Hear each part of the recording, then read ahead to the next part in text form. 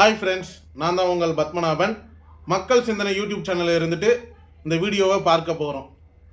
இந்த வீடியோவில் நான் என்ன சொல்ல போகிறேன் பார்த்தீங்கன்னா, உங்கள் எல்லாருக்குமே தெரியும், ஜியோன்றது அம்பானி ஃபேமிலியில் இருக்கிற ஒரு கம்பெனி. ரீசெண்டாக அம்பானி ஃபேமிலியில் ஃபங்க்ஷன் நடந்தது, அதாவது மேரேஜ் ஃபங்க்ஷன். அதில் அவங்க வந்துட்டு பார்த்தீங்கன்னா ஃபங்க்ஷனில்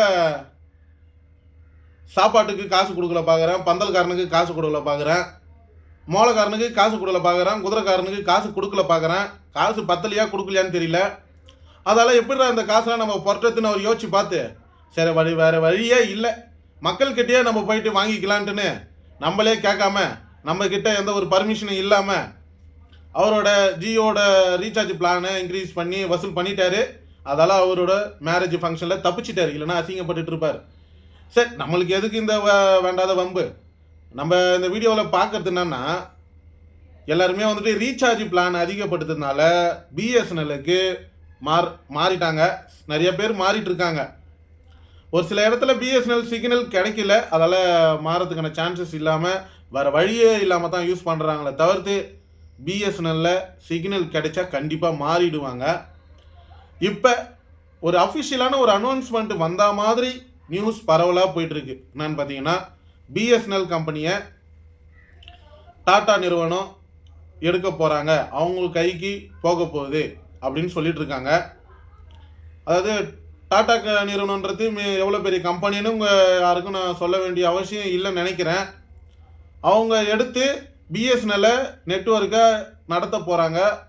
அஃபிஷியலாக ஒரு அனௌன்ஸ்மெண்ட் வைரல் ஆகிட்டுருக்கு. சில பேர் இதை குறித்து வீடியோவும் அப்லோட் பண்ணிகிட்டு இருக்காங்க.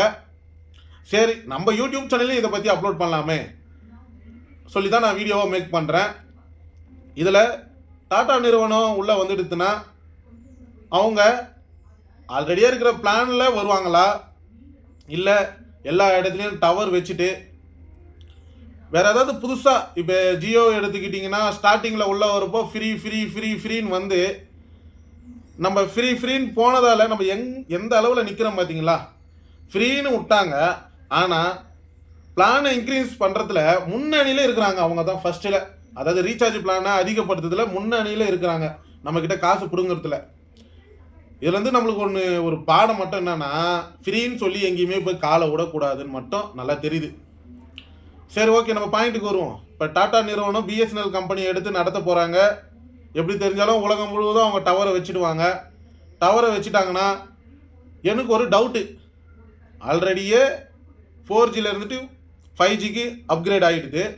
இப்போ டாடா நிறுவனம் வந்துடுதுன்னா 5Gயில் இருந்துட்டு 6Gக்கு அப்கிரேட் ஆகுமா அப்படின்னு சொல்லிட்டு எனக்கு ஒரு டவுட்டு.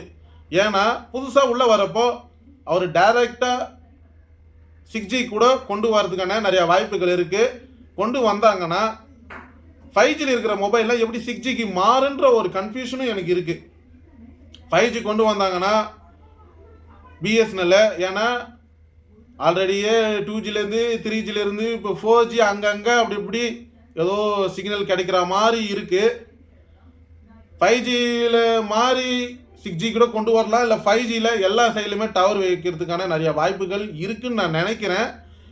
ஏன்னா மிகப்பெரிய டாடா நிறுவனம் பிஎஸ்என்எல் எடுக்கிறதுனால இதுக்கப்புறம் ஜியோ, ஏர்டெல், வோடாஃபோன் இவங்கெல்லாம் என்ன நிலைமையில் ஆவாங்கன்னு தெரியல.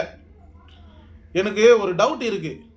ஜியோ உங்களோட பிளானை அவரோட மேரேஜ் ஃபங்க்ஷனில் அவரால் வந்துட்டு ரொட்டேஷன் பண்ண முடியாத, சரி மக்கள்கிட்ட பிடிங்கலாம் அப்படின்னு சொல்லிட்டு பிளான் பண்ணி உள்ளே வந்துட்டார். அது ஒரு பக்கம் போகட்டும்.